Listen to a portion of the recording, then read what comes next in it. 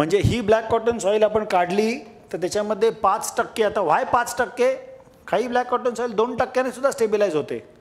Experiment करून बघा ना सॉईलच्या लॅबोरेटरीमध्ये. It's very simple. 2% होते, 3% होते, up to 5% replacement with lime. कारण लाईम काय करतं, लाईम इज हायग्रोस्कोपिक, त्यामुळे ते पाणी खेचतं. आपण ब्लॅक कॉटन सॉईलच्या ट्रीटमेंटला काय करतोय, we are trying to keep the water away from black cotton soil. Black cotton सॉईलचं मॉइश्चर कंटेंट बदललं की त्याचा व्हॉल्यूम बदलतो. Is this clear? त्यामुळे पाणी बदलण्यासाठी आपण काल जे चित्रविचित्र चित्र काढली होती ना, म्हणजे इथे ह्याला काय म्हणतात, प्लिंथ प्रोटेक्शन करणे, नंतर तिथे ट्रेंच करणे, खाली ह्या ट्रेंचमध्ये खडी भरणे, आणि इथे त्याला ब्रिकवर्क करणे. हे काय होतं, ह्याच्यावरनं आलेलं पाणी इथे आत जातं, इकडनं आलेलं पाणी इथे आत जातं, आणि हे पाणी खाली इथे येतं. It does not go here. हे छोट्या स्ट्रक्चरला करणं सोपं आहे, पण ज्याची प्लिंथ 2-5 हजार स्क्वेअर फूट आहे तितकं सोपं नसतं. त्याच्या आजूबाजूला झाडं असतात. It is impossible. त्यामुळे ब्लॅक कॉटन सॉईलला अश्युअर्ड सोल्युशन नाही. ह्याला अंडरपिनिंग हा एक शब्द आहे. अंडरपिनिंग म्हणजे स्ट्रक्चरला खालच्या बाजूने सपोर्ट करणे. इट इज नॉट इझी ना. म्हणजे हे जे पायलिंग आहे, हे मी थोडंसं चित्र चुकीचं आहे. हे पायलिंग ह्या लेवलला स्टॉप करतो आपण, पण ज्याने मायक्रो पायलिंग केलं आहे त्यांना कळेल की हे पूर्ण एवढं खोदून इथे मायक्रो पायलिंग करून मग एक पाईल कॅप टाकून हे फुटिंग त्याला स्ट्रक्चरली कनेक्ट करणं, हे बोलायला सोपं आहे, एक छोटं चित्र दाखवायला सोपं आहे. Practically on site is very difficult. Micro piling करायला किंवा उद्या तिकडे फ्रिक्शन पाईल्स टाकायला माझं ऑगर फिरायला तर पाहिजे, तेवढी जागा तर पाहिजे बाजूला. मायक्रो पायलिंग करायला ट्रायपॉड लागतो, तो ट्रायपॉड ठेवायला जागा तर पाहिजे.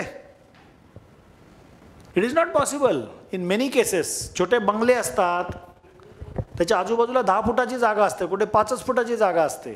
कसं करणार तुम्ही? It's technically very difficult. Chemical grouting, बरेचसे केमिकल मॅन्युफॅक्चरर्स दे क्लेम की आमच्या केमिकलने ग्राउट करा आणि आम्ही तुम्हाला स्टेबिलाइज करून देतो. थेरॉटिकली हा कॉन्सेप्ट एकदम बरोबर आहे. एक जर तुम्ही बॉक्स घेतलात, त्या बॉक्समध्ये ब्लॅक कॉटन सॉईल टाकलीत आणि त्याला केमिकल ग्राउट केलं, हे ठीक आहे. पण तो बॉक्स आहे ना, त्याला कन्फाइनमेंट आहे. जमिनीच्या खाली किती केमिकल ग्राउट करणार तुम्ही, आणि हाऊ विल यू एन्श्युअर की त्याचं युनिफॉर्म डिस्पर्शन झालंय? It's very difficult. I still feel that the success rate of handling black cotton soil is very, very low. Third, जे आपण confinement of black cotton soil बघितलं, हे we are trying to confine black cotton soil.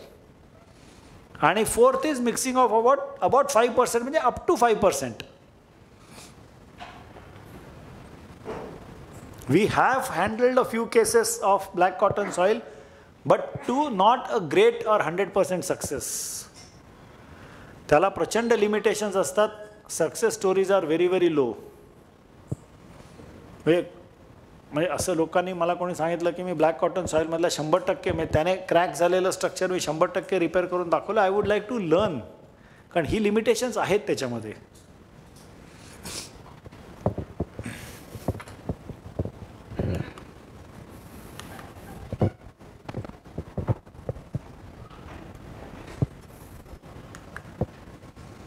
आता आपण RCCच्या repairs आणि मेंटेनन्सकडे आपण वळतोय. Sir 1 वाजता काय फोटो काढायचे होते.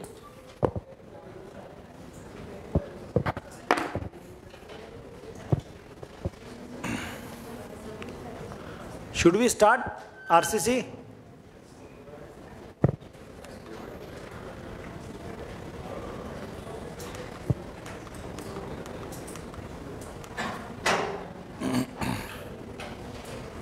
आपण हे सगळं प्रकारचं क्रॅकिंग पाहिलं. Shrinkage cracking, alkali aggregate reactivity cracking, corrosion cracking, fire damage, bending cracking आणि शिअर क्रॅकिंग सगळं पाहिलं आपण. आपण याचे फोटो पाहत जाऊया पुढे. हे श्रिंकेज क्रॅक आहे. क्रॉकडाईल बॅक क्रॅकिंग सुद्धा म्हणतात याला. म्हणजे मगर किंवा सुसरीची पाठ कशी दिसते तसं दिसतं हे. So this is shrinkage cracking.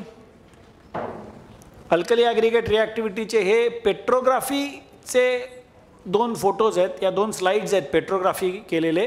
आणि हे क्रॅकिंग,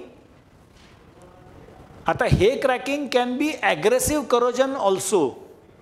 एक्स्ट्रीम करोजनला सुद्धा असंच क्रॅकिंग येतं. पण असं जर तुम्हाला haphazard and all directions cracking दिसलं ना इन ओल्ड स्ट्रक्चर्स, आता हे तुम्ही don't confuse this with shrinkage cracking.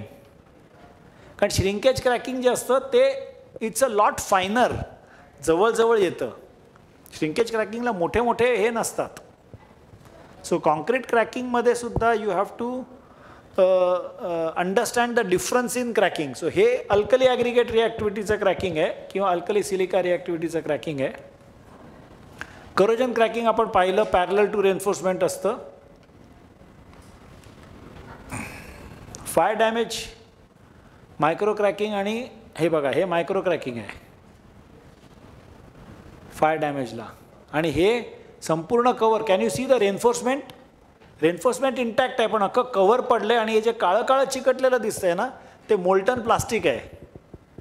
ते जळत असताना फायरमनने त्याला हे टाकलं असणार, फायर फायटिंग टेक्निक वापरलं असणार. म्हणजे पाणी टाकतात किंवा कार्बन डायऑक्साईड स्प्रे मारतात किंवा हल्ली there are different techniques of strengthening.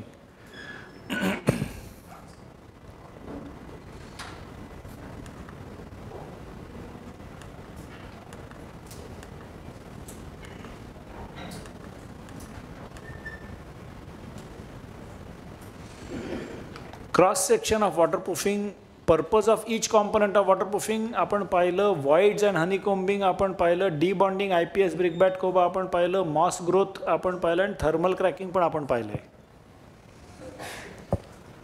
Thermal cracking हे पॅरलल असतं एकमेकांना. हे आपण आय थिंक बोललो आहे बरोबर.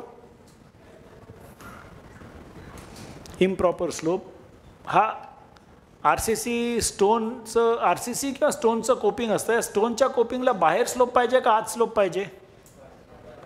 बाहेर. आत असला तर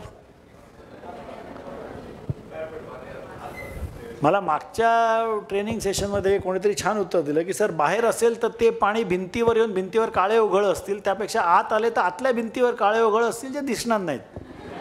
नाही, लॉजिकल आन्सर आहे. तर लॉजिकल आन्सर. त्यामुळे it can be inside also, it can be outside also, doesn't matter.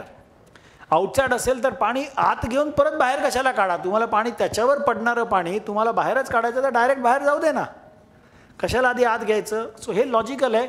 पण हे जे बोलले ते पण लॉजिकल आहे. So this can be inside outside, doesn't matter. But coping is very important. Coping is, parapet वॉलला cracking येतं हे किती जणांना पटतं. काही थोड्याच लोकांना पटतं. मी एक केस तुम्हाला दाखवतो पॅरापेट वॉलला आलेल्या क्रॅकिंगची, then you will no.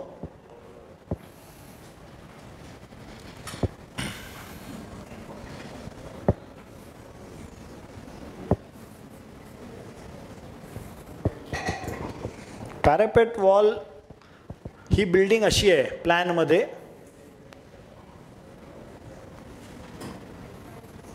He building अशी आहे. तर ही जी पॅरापेट वॉल आहे प्लॅनमध्ये ही उन्हामुळे अशी मूव्ह होणार. ही पॅरापेट वॉल अशी मूव्ह होणार आणि ही पॅरापेट वॉल त्याच्यामुळे अशी क्रॅक होणार. होणार की नाही. पॅरापेट वॉलला होणारं क्रॅकिंग हे इनेव्हिटेबल आहे, हे येणारच. जर का तुम्ही इथे पॅरापेट वॉल नाही केली तरच हे क्रॅकिंग नाही होणार एवढ्या पोर्शनमध्ये. If that portion is very small. समजा हे 4 फुटाचं हे असलं तर इकडनं 9 इंच हे गेलं, इकडनं 9 इंच हे गेलं. 4 फुटाचा कॅन्टिलिव्हर आहे समजा, तर मध्ये 1.5-2 फूटच राहतं. ते 1.5-2 फूट पॅरापेट वॉल न करता त्याच्या जागी जर आपण एक फ्लेक्सिबल लोखंडाचा पाईप ठेवला की ज्याच्यामधनं माणूस पडू नये, एवढीच. पॅरापेट वॉलची काय पर्पज इज एस्थेटिक्स आणि टेरेसवर गेलेला माणूस, लहान मूल ॲक्सिडेंटली पडून एवढंच आहे. जर आपण तशी काही प्रोव्हिजन केली तर ही क्रॅक पडणार नाही, अदरवाईज ही क्रॅक पडतेच. तर ह्या क्रॅकिंगला आतमध्ये पाणी जाऊन करोजन सुरू होऊन खाली लिकेज होऊ नये म्हणून प्रोटेक्शन म्हणून RCC कोपिंग करतो आपण. प्लास्टर पाहिलं, राउंडिंग. वाटा कशा करता असतो? Push the water away from wall. जर आपण परपेंडिक्युलर जॉईंट ठेवला प्लास्टर आणि IPSचा, तिथे क्रॅकिंग होऊ शकतं. बरोबर? एकदम कुठलीच गोष्ट इलॉजिकल अशी नाही आहे. ब्रिक बॅट कोबाचा पाहिलं, thickness will depend on the length of the slope, RCC slab आणि बीम. IPS 38 mm पाहिलं आपण, राउंडिंग पाहिलं, प्लास्टर पाहिलं. पर्पज ऑफ इच कॉम्पोनंट आपण पाहिला का? Cement slurry of cement water, जे आपण स्लॅबवरती असलेलं क्रॅकिंग आहे तर आपण ग्राउट करू शकतो आणि त्याला सिमेंट स्लरी करू शकतो. सिमेंट स्लरी म्हणजे काय? टूथपेस्टून थोडीशी पातळ अशा टाईपचं हे करून, हिऱ्याची झाडू असते ना, काडीवाली झाडू, त्याने ते घासतात, खराटा म्हणतात त्याला. खराट्याने ते घासतात म्हणजे ते श्रिंकेज क्रॅकिंग जर स्लॅबवरती आलेलं असेल तर ते संपूर्णपणे आत खेचलं जातं. ह्याच्यामध्ये नॉन श्रिंक ॲडिटिव्ह नक्की टाकावं. Brick bat to provide slope, आणि brick bat also give some kind of a heat protection, little heat protection which is not much असं. IPS आपण पाहिलं. China chips is resistance from heat and also aesthetics, हे आपण पाहिलं. Parapet wall, rounding off the junction, coping to protect the parapet wall. Voids honeycombing आपण पाहिलं. Cracking, डिबॉन्डिंग, IPS हे पाहा. ह्याच्यामध्ये IPSचा एक ओरिजिनल लेअर होता, त्याच्यावरती दुसरा लेअर कोणीतरी कधी कधी टाकलेला, तो डिबॉन्ड झाला आहे, पण ओरिजिनल लेअर सणसणीत आहे.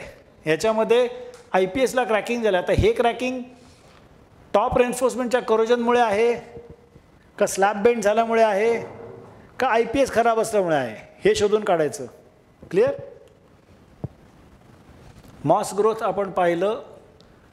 थर्मल क्रॅकिंग याच्यात दिसतंय का? It is generally parallel to each other, आणि हे इन्व्हेरिएबली थर्मल क्रॅकिंग जे असतं ते टॉप लेवलच्या ह्याला दिसतं. म्हणजे आपण जे जेवायला बसतो ना त्या बीमला थर्मल क्रॅकिंग पण आहे, पण I am not too sure whether that thermal cracking is plaster और थर्मल क्रॅकिंग. ते पाहिलं तर नीट कळेल, थोडं स्टडी केलं. ते जे सेकंडरी बीम्स आहेत ना तिकडे आपण जेवायला बसतो तिकडे वरती, असे व्हर्टिकल पॅरलल बीम्स आहेत. जेव्हा थर्मल क्रॅकिंगने काय होतं, ते लॅटरली एक्सपांड होतं ना, वरचा पोर्शन प्रचंड गरमीमध्ये, पण पुण्यात तेवढी प्रचंड गरमी नसते, पण नागपूरमध्ये वगैरे असे पॅरलल बीमला मस्त क्रॅकिंग दिसतं.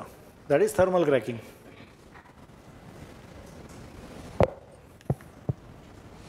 इम्प्रॉपर स्लोप आपण पाहिला.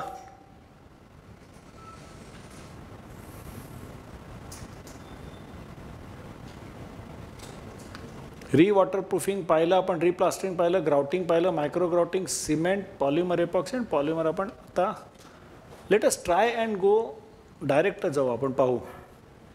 वॉटरप्रूफिंगमध्ये हे आता ब्रिक बॅट आहे ना, हे ब्रिक बॅट पटतं का मनाला? हे याची डायरेक्शन काय, याची डायरेक्शन काय, याची डायरेक्शन काय, काय केलं आहे? म्हणजे हे तर पाण्यातच ब्रिक बॅट लावतोय तो. त्याचा थिकनेस बघा ना विटांचा काय आहे, इथे जॉईंटचा थिकनेस काय. It's a bad quality brick bat. हे तो त्याच्यामध्ये मला वाटतं तो ग्राउटिंग करण्यासाठी होल मारतोय तो. सो जस्ट एक फोटो टाकला आहे. रिप्लास्टरिंग आपण पाहिलं, हा रेकिंग करतोय. मायक्रो ग्राउटिंग आपण बघितलं. ग्राउटिंगचा हा फोटो बघितला, हा फोटो आपण नाही बघितला. म्हणजे ह्याच्यामध्ये इट इज जस्ट त्या निप्पल्समध्ये ग्राउटिंग करतायत. आपण आता करोजन ट्रीटमेंटला जाऊया. जेवायला किती मिनटं आहेत? कारण हा एक कमीत कमी 10 मिनटाचा तरी सब्जेक्ट आहे, corrosion repair. Is already past lunch time ना? कारण मला सांगितलं होतं की 1 वाजता आज फोटो सेशन पण आहे म्हणून, पण ते आय डोंट नो कोणी आलेलं नाही. आपण सुरू तर करूया, बघूया. Let us not waste time.